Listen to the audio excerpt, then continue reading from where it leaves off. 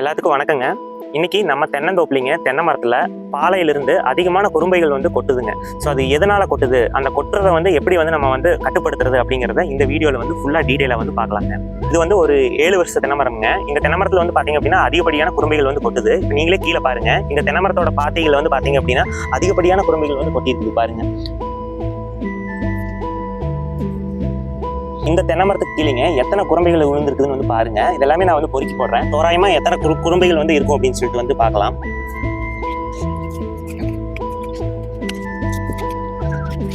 குறும்பைகள் எல்லாமே வந்து பொறுக்கி போட்டேங்க. கிட்டத்தட்ட 35 குறும்பைகள் வந்து இந்த ஒரே மரத்துக்கு கீழே வந்து விழுந்திருக்குங்க. ஒரு மரத்துல இருந்து 35 குறும்பைகள் விழுந்தது அப்படின்னா வந்து நம்மளுக்கு ஈல்டு வந்து 40% 50% வந்து கண்டிப்பா கட்டாகிறதுக்கான வாய்ப்புகள் வந்து அதிகமா இருக்கு. ஒரு தென்னை மரத்தோட தென்னம்பாலையிலிங்க 250 to 300 பெண் பூக்கள் வந்து இருக்குங்க. அதே மாதிரி 8000 to 10,000 ஆண் பூக்கள் வந்து இருக்குங்க. இதுல சில அலிப்பூக்கள் வந்து கலந்துருக்குங்க. ஆண் பூக்களுக்கும் பெண் பூக்களுக்கும் இன்டர்மீடியேஷன் வந்துங்க இந்த மகரந்த சேர்க்கை மூலியமா தான் நடக்குது. இந்த மகரந்த சேர்க்கை நடக்கிறதுக்குங்க முக்கிய வழித்துணைகள் வந்துங்க வண்ணத்து பூச்சி, வண்டுகள், முக்கியமா தேனீக்கள். இதுகெல்லாம் இருந்தா தான் இந்த மகரந்த சேர்க்கை அப்படிங்கிறது வந்து சரிவர நடக்கும். ஒரு தென்னந்தோப்புல தேனீக்கள் இருந்தா தான் அதோட ஈல்டு வந்து கூடுமுங்க. இப்ப இந்த தேனீக்கள் வந்து நம்ம எப்படி வர வைக்கிறது? ஒரு தேனீக்களை வந்து நம்ம வர வைக்கிறது அப்படின்னா காட்டுக்குள்ள ஊடு பயிரா நிறைய செடி கொடிகள் தாவரங்களை எல்லாமே வந்து வைக்கலாங்க. அது மட்டும் இல்லாம தேன் பெட்டிகளையும் வந்து நம்ம வைக்கலாம். தென்னை மரத்துக்கு நம்ம ஆளுக பொதுவா பண்றது என்ன அப்படின்னா, நான் யூரியா கொடுத்தேன், நான் பொட்டாஸ் கொடுத்தேன், நான் பாஸ்பேட் கொடுத்தேன் அப்படின்னு வந்து சொல்றாங்க.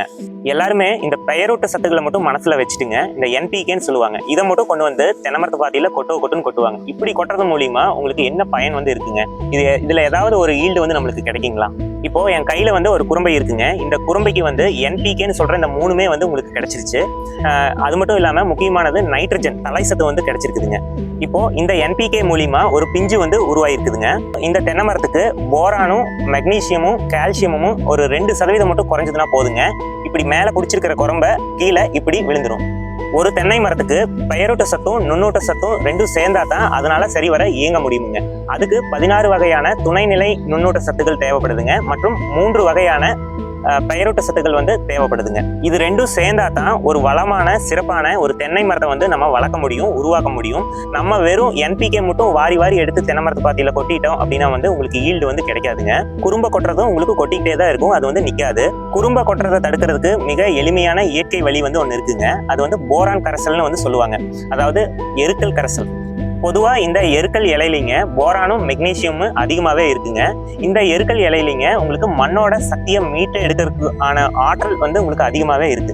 நம்ம தென்னந்தோப்போட எல்லை பகுதி, அதாவது பார்டர் ஏரியாலிங்க இந்த எருக்கலை செடி வந்து நம்ம வந்து வளர்க்கலாம். அப்படி வளர்த்தோம் அப்படின்னா வந்து ரொம்ப சிறப்பானதுங்க. இப்போ நம்ம என்ன பண்ணணும் அப்படின்னா, தென்னை மரத்தோட வட்டப்பாத்தி இருக்கு இல்லைங்களா? பொதுவா வந்து நம்ம 3 அடி இல்லைன்னா 3 அடி வட்டப்பாத்தி வந்து பிடிச்சிருப்போம். அந்த வட்டப்பாத்தியிலிருந்து இந்த மாதிரி உங்களுக்கு ஒரு 1/2 அடி வெளிப்புறமா உங்களுக்குங்க ஒரு 1/2 அடி குழி வந்து எடுத்து அந்த குழியில வந்துங்க இந்த எருக்கல் செடி வந்து நம்ம துண்டா ஒடிச்சு பீஸா கட் பண்ணிக்கணுங்க. வெறும் ரொம்ப கேரட் எல்லாம் நறுக்கும் இல்லைங்களா, பொடியா அந்த மாதிரி வந்து நம்ம நறுக்கிக்கணும். நறுக்கிட்டு அதை அந்த 1/2 அடி குழியில வந்து வட்டப்பாத்தியில வந்து நம்ம இப்படி வந்து நம்ம போட்டு விட்டுறணும்.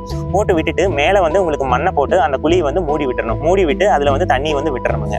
அதுக்கப்புறம் உங்களுக்கு வட்டப்பாத்திக்கு உள் சைடு வந்து பாத்தீங்க அப்படின்னா கல்லுப்பு 1 கிலோ வந்து நீங்க வந்து கொடுக்கலாம். ஸோ இந்த 2 காம்பினேஷன் சேர்ந்தது அப்படின்னா வந்து உங்களுக்கு குறும்ப உதறதை வந்து உங்களுக்கு மேக்சிமம் 80% வந்து கட்டுப்படுத்துங்க. உங்க தோட்டத்திலையும் இந்த மாதிரி குறும்ப உதற பிரச்சனை இருக்கு அப்படின்னா வந்து நான் சொன்ன மாதிரி இந்த எருக்கல் கரைசலையும் இந்த கல்லுப்பையும் வந்து நீங்க வந்து ட்ரை பண்ணி பாருங்க. ஸோ உங்களுக்கு கண்டிப்பா இது வந்து ஹெல்ப்ஃபுல்லா இருக்கும். ஏன்னா எங்க தோப்புலையும் வந்து ஒரு 2 மரத்துக்கு இந்த மாதிரி இஷ்யூ வந்து இருந்தது. ஒரு 6 மாசத்துக்கு முன்னாடி வந்து இருந்தது. நான் வந்து ட்ரை பண்ணி பார்த்ததுல மேக்ஸிமம் வந்து கட்டுப்படுத்திடுச்சு. இந்த ஒரு மரம் தான் வந்து இந்த குறும்பை வந்து அதிகமாக உதிர்ந்துட்டு இருந்துச்சு. ஸோ அதனால தான் வந்து இது ஒரு வீடியோவா எடுத்து நம்மளோட சப்ஸ்கிரைபருக்கு வந்து நம்ம காட்டிடலாம் அப்படின்ட்டு தான் இந்த வீடியோ இன்னைக்கு நான் வந்து ஷூட் பண்ணியிருக்கேன். ஸோ இந்த வீடியோ வந்து உங்களுக்கு ஹெல்ப்ஃபுல்லா இருந்திருக்கும்னு நினைக்கிறேன். நம்ம சேனலை நீங்க இன்னும் சப்ஸ்கிரைப் பண்ணாம பார்த்துட்டு இருக்கீங்க அப்படின்னா வந்து கீழே இருக்கிற ரெட் கலர் சப்ஸ்கிரைப் பட்டனை பிரஸ் பண்ணி சப்ஸ்கிரைப் பண்ணிக்கிங்க. இந்த வீடியோ உங்களுக்கு பயனுள்ளதா இருந்துச்சு அப்படின்னா வந்து ஒரு லைக் பண்ணிக்கிங்க. உங்களுக்கு ஏதேனும் கமெண்ட் சஜஷன் இருந்தது அப்படின்னா வந்து கீழே கமெண்ட் பாக்ஸ்ல வந்து சொல்லுங்க. ஸோ இந்த வீடியோ உங்களுக்கு ரொம்ப பிடிச்சிருக்கு அப்படின்னா உங்களுடைய நண்பர்களுக்கு ஷேர் பண்ணுங்க. மேலும் அடுத்த ஒரு இன்ட்ரெஸ்டிங்கான வீடியோல வந்து சந்திக்கலாங்க. நன்றி, வணக்கம்.